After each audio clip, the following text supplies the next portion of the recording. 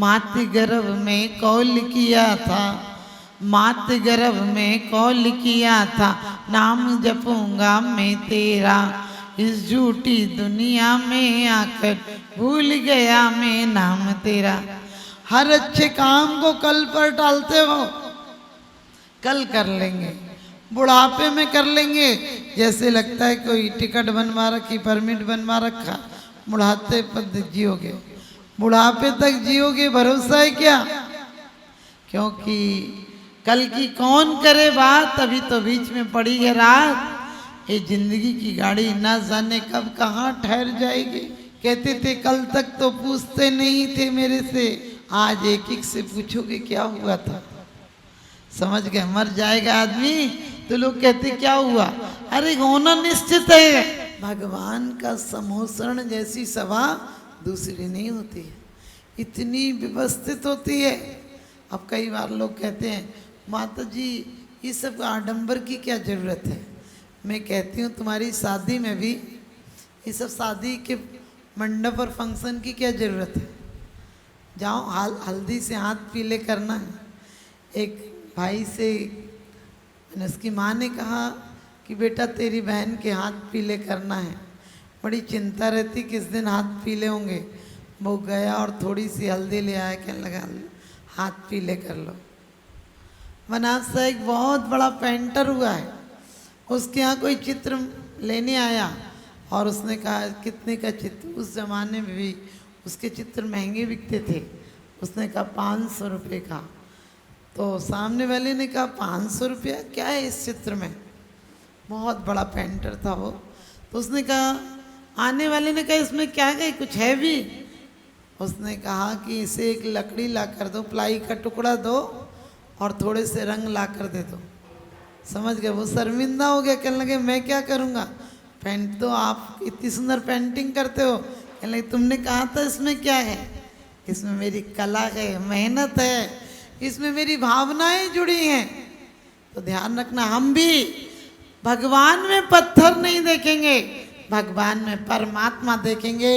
जिसे पत्थर में परमात्मा नजर आता है वो धर्मात्मा है, और जिसे मूर्ति में भी परमात्मा में भी पत्थर नजर आता है वो क्या है, नास्तिक है। क्योंकि आप लोग कहते हैं मूर्ति तो मूर्ति है, क्या करेगी।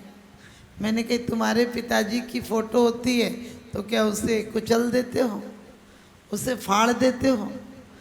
उनकी तस्वीर घर में लगी होती है तो ये नहीं कहते ये पिताजी की फोटो है, क्या कहते हो कि पिताजी हमारे पिताजी हैं।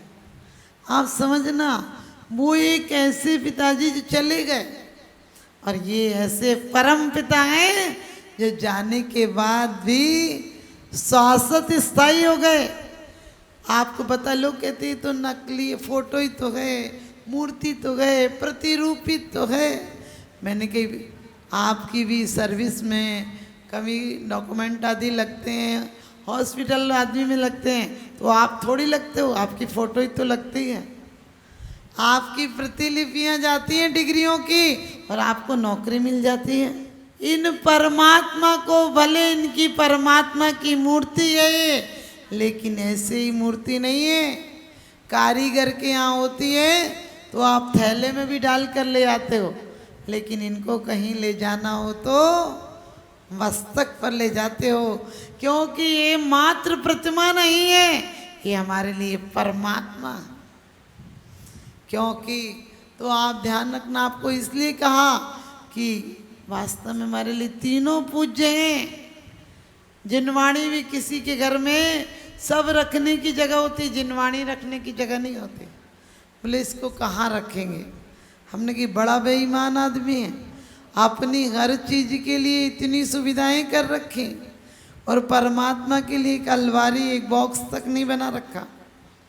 सोच कर देखना, हर चीज़ के लिए तुम पर टाइम है, लेकिन जिनवाणी का स्वाध्याय करने के लिए, गुरुओं की आराधना और उपासना के लिए समय नहीं है। जिस दिन छुट्टी होती है उस दिन कहते चलो आज तो कहीं घूमने चलते हैं। हमने कही 84 लाख में घूमते घूमते थके नहीं हो क्या, और घूमने चलना है। अरे वहाँ खोना ही खोना है, यहाँ पाना ही पाना है, वहाँ मिट्टी ही मिट्टी है, यहाँ सोना ही सोना है। अरे इतना आनंद मनाओ यहाँ आकर। मैं ये नहीं कहती कि शादी की सालगिरह जन्मदिन मत मनाओ, लेकिन कम से कम कुछ ऐसा करके जाओ, एक ऐसी लकीर पर चल कर जाओ जिस पर दुनिया चल सके।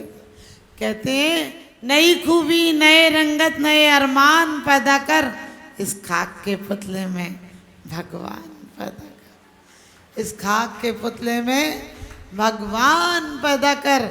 महिलाओं को भी चाहिए कि घूमने तो और किसी दिन चले जाएंगे, लेकिन आज इस दाम्पत्य जीवन का मंगल प्रवेश किया। हमारे यहाँ आशाधर जी कहते हैं कि तुमने विवाह में सिर्फ वासना के लिए पत्नी नहीं ग्रहण की है, तुमने साधना के लिए धर्म पत्नी ग्रहण की है। और संस्कार, विवाह संस्कार होता है। आपने जिनवाणी की है, यंत्र की, साक्षी पूर्वक धर्म पत्नी स्वीकार किए। अब आपके घर पर 4 दान हो सकेंगे, आपके अहिंसा शील सब कुछ पल सकेगा। और सागार धर्मामृत में तो आशाधर जी कहते हैं कि ससुर के पैर में पड़ जा कि तुझे अपने कलेजे का टुकड़ा देकर तेरा घर बसा दिया, तुझे एक सच्चा श्रावक होने का मौका दिया है। मुनि, आरिका, श्रावक, श्राविका। श्राविका का क्या मतलब है? श्रावक का क्या मतलब है? सुनने की कला आना चाहिए, और जो सुन लेता है वो समझ भी लेता है। लेकिन आप लोग तो क्या पता सुनते हो कि नहीं, गर्दन तो ऐसी गिलती है जैसे तुम्हें सब कुछ समझ में आ गया, लेकिन हालत ऐसी है। एक कोल्हू के बैल वाला था, उसके यहाँ कोल्हू का बैल से चलता था कोल्हू। एक आदमी, एक वकील आया और कहने लगा भाई साहब ये दिन भर चलता, थक नहीं जाता? उसने कहा नहीं थकता, चल रहा ना, दिख रहा है तुम्हें? तो उसके बाद दूसरी बात उसने पूछी, कहने लगे भाई साहब आपने इसकी आंखों पे पट्टी क्यों बांध रखी?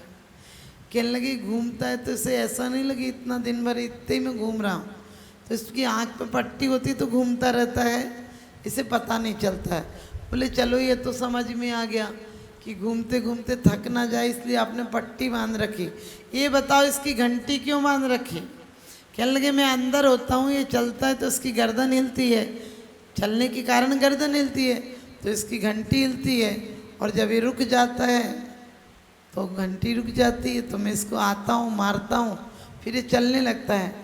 तो उस वकील ने कहा कि भाई साहब ये खड़ा खड़ा गर्दन हिलाता रहे तो? कहने लगे भाई साहब ये वकालत नहीं पढ़ा है, ये वकालत पढ़ा होता तो आप इसकी जगह होते और ये आपकी जगह होता। समझ गए? आप ज़्यादा दिमाग मत लगाओ। ऐसे ही हम लोग कहते हैं घर पे ही कर लें तो माता जी, मन में ही कर लें तो। एक भाई साहब तो बोले माता जी मंदिर में मन नहीं लगता हो तो नहीं आना चाहिए। हमने कही तेरा इतने बड़े मंदिर में मन नहीं लगता, इतना समन? बोले हम तो मन में ही कर लेते हैं। हमने कही फिर इतना बड़ा मंदिर तेरे इतने से मन में कैसे आएगा? ये सच है कि अपनी स्मृति में परमात्मा रखो, रहे सदा सत्संग उन्हीं का, ध्यान उन्हीं का नित्य रहे, उन्हीं जैसी चर्या में ये चित्त सदा अनुरक्त रहे। तो आज बड़ी खुशी का मौका है कि आप लोग आदिनाथ भगवान की आराधना की श्रृंखला में आप लोग यहाँ विराजमान, कि हम 1008 विधान की श्रृंखला है। विषापहार अपने आप में कहता है विष का अपहरण करने वाला ये विधान है। और मैं कभी बीमार भी हो जाऊं तो परमात्मा से विश्वास नहीं उठाते। क्यों?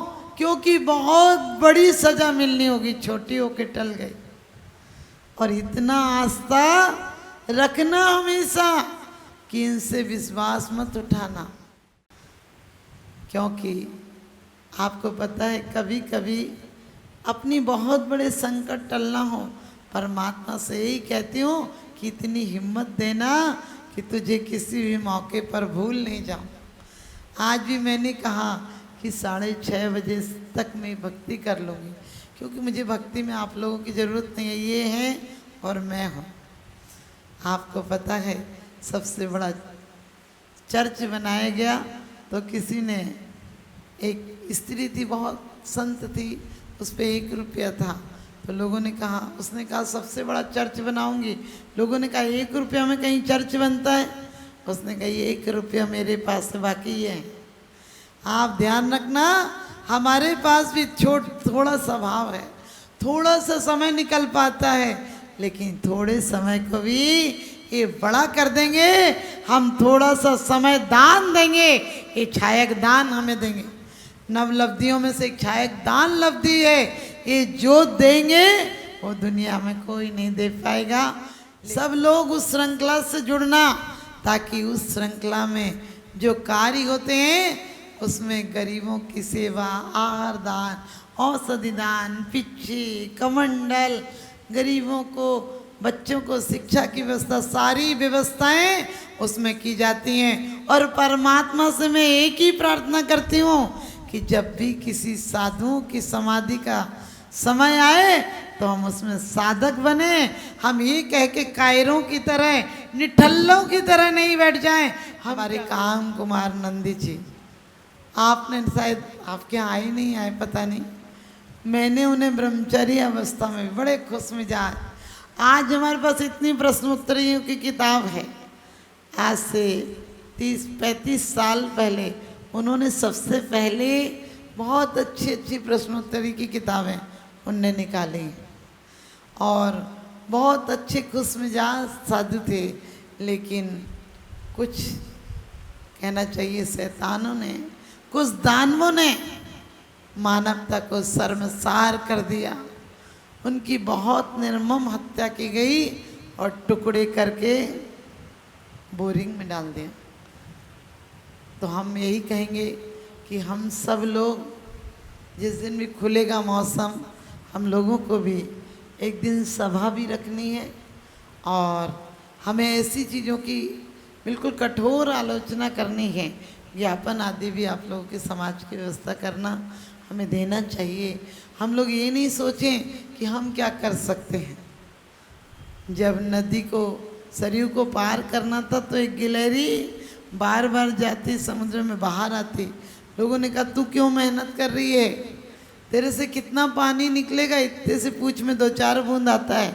उसने कहा ये बात नहीं है कि मेरे से पानी आता है नहीं आता है, लेकिन जब भी आग लगाने वालों में मेरा नाम नहीं, आग बुझाने वालों में मेरा नाम आएगा, डुबाने वालों में नहीं, समुद्र सोखने वालों में मेरा नाम आएगा।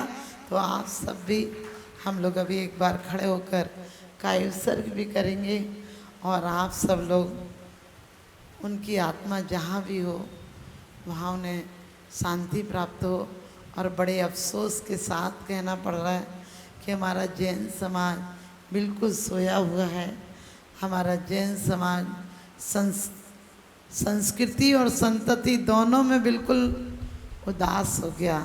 हमारे गुरु बचेंगे तो हमारी संस्कृति बचेगी। इन्हीं शुभ भावनाओं के साथ आप सभी खड़े होकर 9 बार नमोकार